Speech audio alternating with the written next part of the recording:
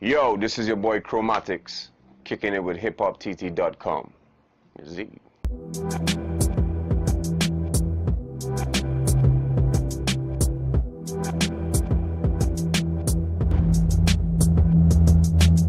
Why hip-hop? Why that genre? When I was younger, I was exposed to all different kinds of music. And when I was kind of getting into my teenage years is when I really got exposed to hip-hop. And it just spoke to me in a different way that a lot of other genres didn't. It seemed like the perfect medium for me to express myself.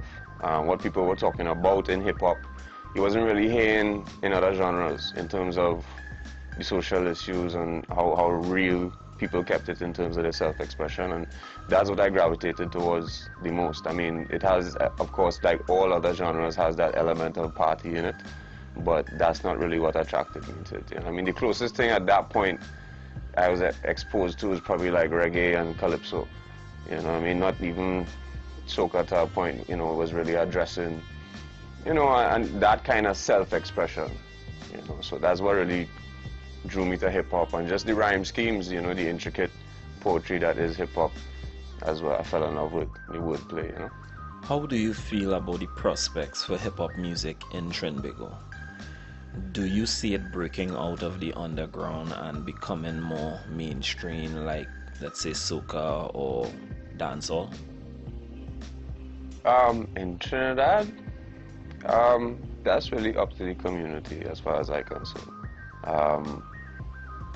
In terms of building the underground and building fan bases and bringing those fan bases together collectively is really and truly the only way to me that it will grow beyond underground or subculture in Trinidad.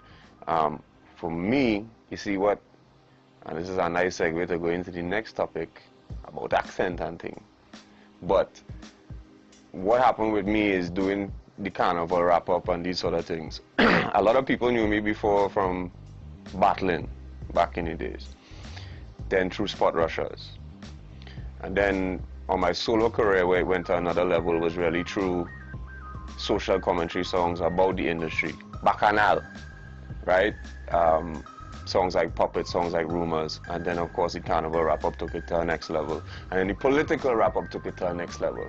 So it's important to me for artists to really touch on these things, because that is what everybody can relate to. People don't really care about the genre at the end of the day, once it's something that they could enjoy and relate to. So the carnival wrap-up kind of encompassed the whole Trinidad being attracted or aware of this artist or this song rather. You know what I mean? So it kind of went beyond, alright, that man just rapping, he rapping about something that we all know about and we all just went through. So maybe that's something artists should do more of. I don't know, but that's kind of like what worked for me or took me to that point. But as I said before, what I think is just really for artists to keep building their fan bases and making sure to activate their fan bases. In other words, throwing events and bringing more people to these events. And that's the way that the mainstream media, promoters, everybody else will take notice. So individual artists build their fan bases and then come together. So you do different shows, could still involve everybody, and then you could do a huge event. So for instance, one of my best shows that I ever did was a show called Back in the Box, which had Inzi, Sinex, Jimmy October, J Naj, Deandra, and myself, and that was probably one of my best shows. Aside from that, the other show that I did with Squeezy Rankin, Benjai, and Maximus Dan, that was crossing genres and fan bases, and I think that that's one of the ways to get to expand and bring out new people to the shows, to show them, well, hey, this is really entertaining. You know what I mean? Where would you say you stand on the topic of local rappers that make music that may sound American versus those that put more emphasis on the Trini accent and slangs, etc.? I stand right in the middle, because when you think of my music, I found what I consider to be the perfect blend. when you think about my rhymes and my delivery, and especially now with my new music, it's way more Caribbean sounding or oriented. But I mean, I've heard the argue since time, the argument rather, and I am like whatever. Is however you choose to express yourself, that's how he chooses to express himself. Eventually, they will find out that being true to themselves and being a little more true to where they're from is actually a benefit. When I go out and I perform in the States or wherever, from the time I touch the stage and they say Trinidad and Tobago is forward, straight. I didn't have to speak a word yet. So it's important to me that that carries on with your music and the product that you're presenting. But as I say, I found a way that, all right, lyrics are clear, delivery is clear, they understand everything that you're saying, but they can also tell, hey, he from somewhere, he from Trinidad, he from the Caribbean, you know what I mean? So I think that's important in terms of establishing an identity as Caribbean hip-hop. I'm not even just using the word Trinidad or Trinidad Trini hip-hop, you know what I mean? That's Caribbean hip-hop. I think that's important. But if a youth man want to sound like he's straight from Flatbush, that is up to him. I don't judge, I don't really judging you on that. I judging you on your lyrics and your bars and your creativity in terms of creating a song. Yeah? Because I came from that. But as I say, eventually, I think most youths, once they do it long enough, will realize they have to evolve and find themselves a little bit more in the music. So as I say, I'm in the middle with it. I'm not chastising nobody for doing one or the other, but I would say it's beneficial to you as an artist to be, for lack of a better term, more authentic to who you are. Yeah? So what do you think are some of the things we can do to raise the profile of hip-hop in Trinbago? Trinidad is a wagonist country. No disrespect, but we know that, right? We just hop on wherever popping. Wherever popular, we hopping on that. Or at least we're going to talk about it. In either a positive or negative way, at least we're talking about it.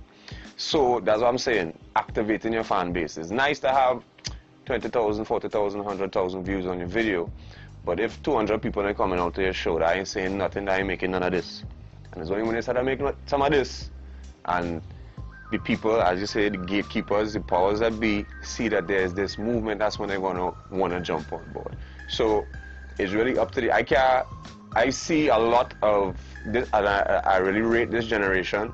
As I said, I won't call it, be specific with any names, but they have really taken on that entrepreneurial spirit in terms of throwing their own events and doing their own shows, doing their own marketing in terms of not just selling the music, but branding, items, different things like that. And to me, that's important. And they just need to keep doing more and more of that.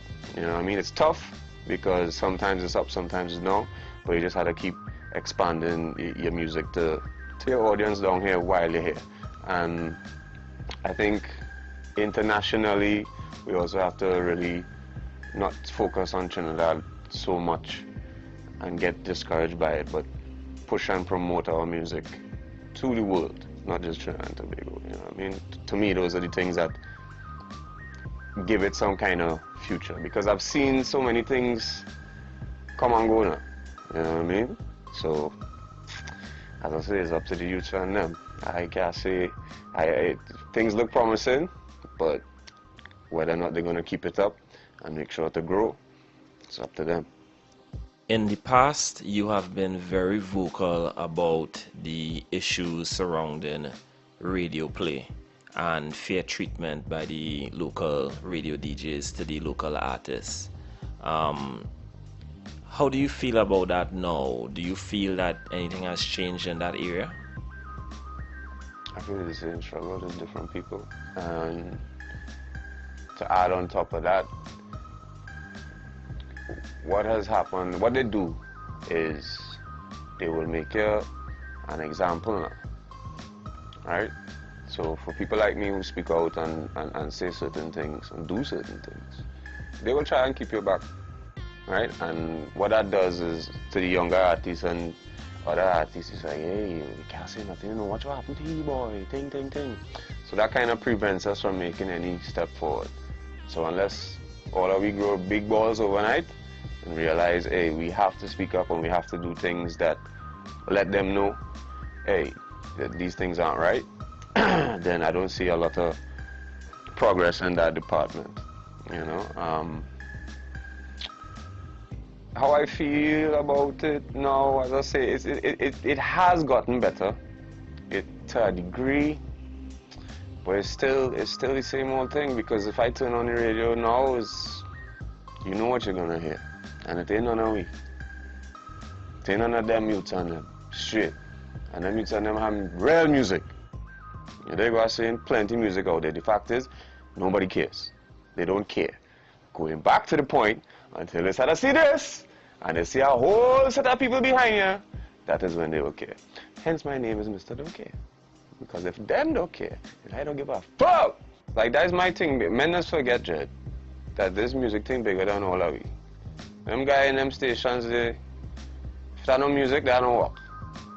The announcer, the DJ, the sales department, the CEO, if it had no music, it had no work. For none of them, right? And they just forget that. They just forget the power of music and the lifestyle that it afforded them. And also the power that it can influence minds and influence opinions. So I think it's imperative that you have a reflection on what's going on in your country, and who better to reflect that than its artists.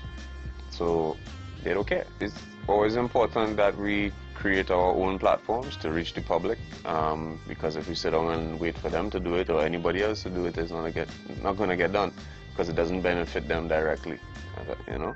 So it is really important that we, especially in this digital age, that we, you know, create these platforms and these outlets for what we do and for what we love. And as I say, once again, people will eventually gravitate towards it once we keep creating good content and attracting them to it, you know. So what Till Thursdays is all about, and what's next for Chromatics? Well, you don't know, Till Thursdays, the Ultimate Artist Showcase, every Thursday night, Silhouette's Lounge. Yeah, I kind of looked at where I was at in my career, and just wanted to refocus things. I've always been someone, I think, that tried, you know, whether it's a little or a lot of my time towards trying to, as we say, create a platform. So I wanted to jump back into creating something, you know, that artists have a platform, and not just hip-hop artists of all genres. Do something different as opposed to a typical open mic or a normal little showcase. Do something where artists can really come out, and yes, it's competition based, but have the opportunity to win $1,000 every week, and then in the end you could win $1,500, etc., etc. But with my networking and relationships that I established in the game, what I think was also important, aside from winning the $1,000, is the judges that I'm bringing to the events. So for instance, our first week's winner ended up getting a radio interview on Boom, just because the judges who were there, Third Base, Ultimate DJ Shane, were so impressed by his performance and the song, that, you know, it developed into that opportunity. So yes, you could win $1,000, but have so many other opportunities for upcoming artists. And I just want to kind of bridge that gap between, as we say, once again, we said certain people don't care, but there are ones who care, but they're busy.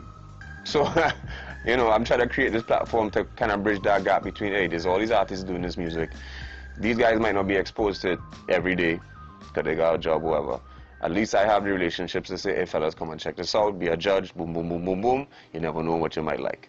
You know what I mean? And actually start to bridge that gap, because the music industry is based off of relationships. And I always say this, it's not necessarily about who you know, but who know you, right?